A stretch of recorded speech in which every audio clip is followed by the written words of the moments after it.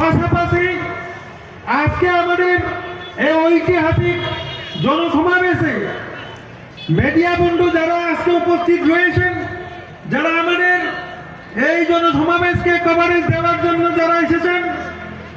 আরক্ষা দপ্তরের পক্ষ থেকে যারা আরক্ষা কর্মী যারা আমাদের এই জনসমাবেশকে সাহায্য করার জন্য এসেছেন, আপনাদের আমাদের আইপিএফটি তরফ থেকে আপনাদের অজস্র অজস্র ধন্যবাদ। তাহকটাই বুকুক চল চলতেই বেশি লোক লিয়া তিনি টাইম শর্ট হাইপানা। আজকে আমাদের এই জনসমাবেশের যে মূল উদ্দেশ্য, এই মূল উদ্দেশ্যকে জেনে আপনারা বাড়ি করে ফিরতে হবে। আমাদের এই জনসমাবেশের মূল উদ্দেশ্য হলো আইপিএফটি 2009 থেকে লাগাতারভাবে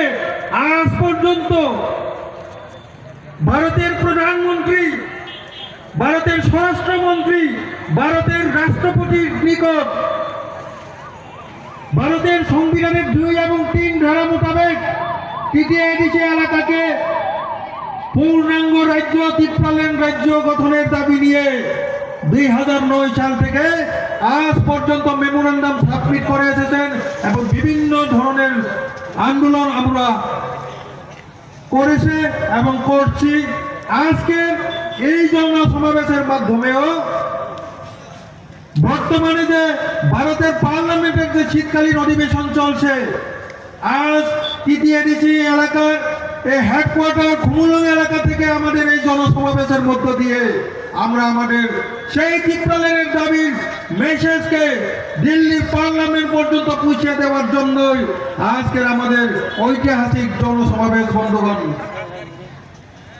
পাশাপাশি বিজেপি এবং আইপিএফটি জোট সরকারের পর 2019-এ আমাদের অ্যালায়েন্সের মোতাবেক, এগ্রিমেন্ট মোতাবেক, মৌ মোতাবেক এই টিটিআইডিসি এলাকাকে, টিটিআইডিসি প্রশাসনকে ম্যাক্সিমাম ক্ষমতা প্রদানের লক্ষ্যে 125তম সংবিধান সংশোধনের মাধ্যমে টিটিআইডিসিকে ত্রিপুরা টেরিটোরিয়াল কাউন্সিল হিসাবে উন্নীত করার জন্য আমাদের ত্রিপুরা রাজ্যের বিধানসভায় 2019-এ যে পাস করা হয়েছিল সেটা বর্তমানে পার্লামেন্টে বিবেচনাধীন। আমাদের আইপিএফটির অনুরোধ থাকবে এই মহাজন সমাবেশের মাধ্যমে যে আমাদের যে টিটিসি 125তম যে সংবিধান সংশোধনী বিল, এই শীতকালীন অধিবেশনের মধ্য দিয়ে আমাদেরকে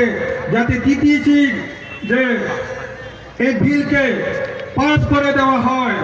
এবং আগামী 2026-এ যে টিটিআইডিসি নির্বাচন, এই নির্বাচন যাতে এডিসির নির্বাচন না হয়ে ত্রিপুরা টেরিটোরিয়াল কাউন্সিল টিটিসির নির্বাচন যাতে হয়, এই অনুরোধ আজকের জনসমাবেশের মধ্য দিয়ে, জনসমাবেশের মাধ্যমে আমরা দিল্লি সরকার এবং প্রত্যেক রাজ্যবাসীর কাছে পৌঁছিয়ে দেওয়ার জন্য আজকে আমাদের এই ঐতিহাসিক মহাজনসমাবেশ বন্ধ করুন।